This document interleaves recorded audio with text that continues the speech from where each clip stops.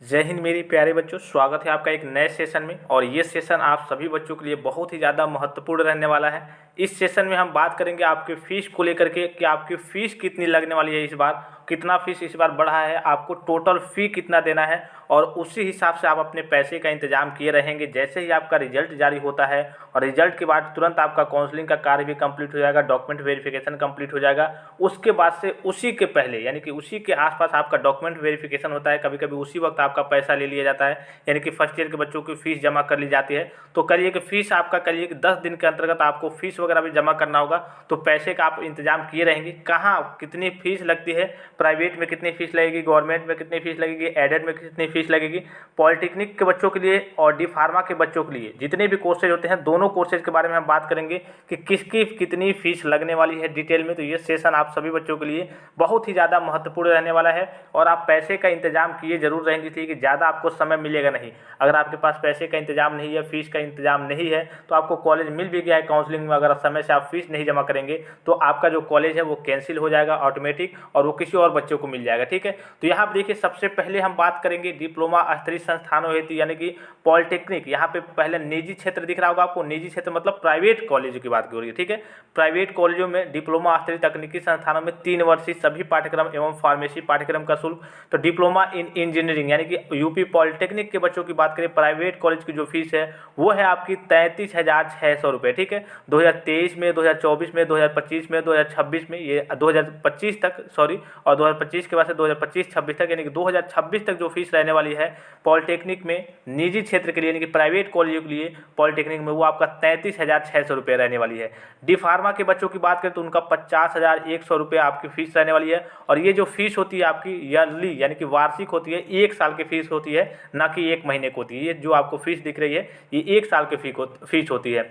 उसके बाद से DRK का दिख रहा होगा आपका 33,700 रुपये, और आपका दिख रहा होगा DHMCT का कोर्स का दिख रहा होगा आपका 34,800 रुपये। ये आपकी फ़ीस हो गई। ठीक है, इसके बावजूद और भी कोर्सेज वगैरह होते हैं, जैसे कि कई कोर्सेज होते हैं 2 साल के होते हैं। इसके बावजूद प्राइवेट जो कॉलेज है या फिर एडेड कॉलेज है उनकी फ़ीस, जो आपके गवर्नमेंट कॉलेज है उनकी फ़ीस कितनी रहने वाली है। तो अगर निजी क्षेत्र में ही हम बात करें जिसमें 2 साल के कोर्सेज वगैरह होते हैं, जैसे कि आपका करिए कि डी फार्मा का कोर्स वगैरह हो गया, तो उसका तो मैंने आपको बता दिया ऊपर। यहाँ जो आपको डी फार्मा का दिख रहा होगा 50,100 रुपये। ठीक है, अब जो 2 वर्षों के 2 वर्ष और 1 वर्ष के कोर्स भी होते हैं डिप्लोमा के, तो डी फार्मा को छोड़कर, डी फार्मा के ऊपर मैंने आपको बता दिया 50,100 रुपये। और डी फार्मा के अतिरिक्त जितने भी 2 साल के कोर्सेज हैं निजी क्षेत्र में यानी कि प्राइवेट कॉलेजों में जितने भी 2 साल के कोर्स है और 1 साल के कोर्स है, उनका जो फीस है वो है आपका 25,000 रुपया। ठीक है, उनका 25,000 रुपया है। यहाँ देखिए 2 वर्षीय एवं 1 वर्षीय सभी पाठ्यक्रमों का शुल्क डी फार्मा के अतिरिक्त यानी कि डी फार्मा को छोड़कर। अब देखिए एडेड कॉलेजों की बात करें तो एडेड कॉलेजों में कितनी फीस लगने वाली है। तो यहाँ आप देखिए सहायता प्राप्त डिप्लोमा स्तरीय तकनीकी संस्थानों में चल रहे पाठ्यक्रमों का शुल्क समस्त पाठ्यक्रमों होती है, यानी सभी पाठ्यक्रमों के लिए, चाहे आप कहिए कि पॉलिटेक्निक करें एडेड कॉलेज से, तो सभी के लिए है। सभी के लिए कितना फीस है यहाँ पे 19,000 रुपये मात्र आपको देने हैं, 19,000 रुपये। ठीक है, और यहाँ पे एक और चीज़ मेंशन है, ये मैंने आपको गवर्नमेंट के लिए प्राइवेट कॉलेजों के लिए बता दिया, एडेड कॉलेजों के लिए भी बता दिया। अब गवर्नमेंट की बात कर लेते हैं। गवर्नमेंट के बारे में बात करने से पहले, गवर्नमेंट कॉलेज के बारे में बात करने से पहले यहाँ पे कुछ चीज़ें मेंशन है कि कोई भी कॉलेज अगर आपसे ज़्यादा फी लेता है तो उसके ऊपर कार्रवाई की जाएगी। जैसे कि यहाँ पे देखिए, संस्था द्वारा उक्त दिए गए निर्देशों का पालन नहीं किया जाता है तो यह मान लिया जाएगा कि संस्था द्वारा विनियमावली 2015 के बिंदु 12 का उल्लंघन किया जा रहा है। तो ऐसी स्थिति में समिति स्वतः संज्ञान लेकर विनियमावली 2015 के बिंदु 11 में दिए गए प्रावधानानुसार कार्रवाई करने के लिए बाध्य होगी, जिसकी संपूर्ण जिम्मेदारी संस्थान की होगी। यानी कि कोई संस्थान आपसे ज़्यादा फीस मांगता है, अगर आप मान लीजिए कि 33,000 रुपये लगा है, कोई आपको 35,000 मांगता है, 36,000 मांगता है, 40,000 मांगता है कोई प्राइवेट कॉलेज,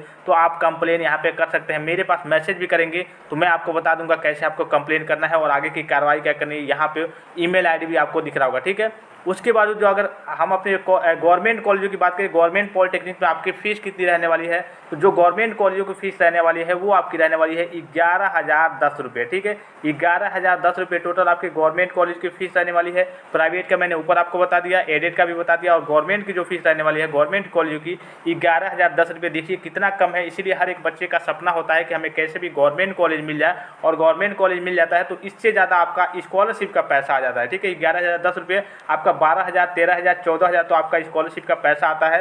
तो कह लीजिए कि एक तरीके से काफ़ी बेनिफिट होता है गवर्नमेंट कॉलेज मिलने का। उसके बावजूद गवर्नमेंट कॉलेज में हॉस्टल भी मिलता है कम पैसे में आपको हॉस्टल भी देखने को मिल जाएगा।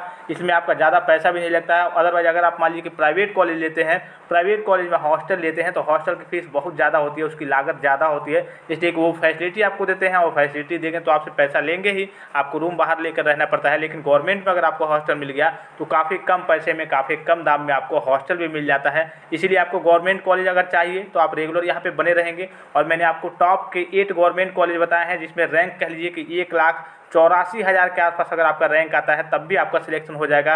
यानी कि अगर आपके 50 number, 60 number, 70 number, 80 number, 90 number, 100 number या फिर 150 नंबर तक आते हैं, यानी कि 50 नंबर से लेकर के 150 नंबर तक आते हैं, तब भी आपको कह लीजिए कि गवर्नमेंट पॉलिटेक्निक कॉलेज मिल जाएगा। तो सभी जानकारी आपको यहाँ से मिलेगी। काउंसलिंग का प्रोसेस मैं आपको नेक्स्ट वीडियो में बताऊँगा। काउंसलिंग का प्रोसेस क्या होता है, कैसे आपको काउंसलिंग करना है। कोई गलती नहीं करनी है कि जैसे आपको कॉलेज ही ना मिले और पता चले कि आपकी पूरी मेहनत बेकार चली जाए। तो सारी अपडेट, सारी जानकारी आपको यहाँ से मिलती रहेगी। इस सेशन को आप समाप्त करते हैं, तब तक के लिए आप अपना ख्याल रखिएगा। जय हिंद।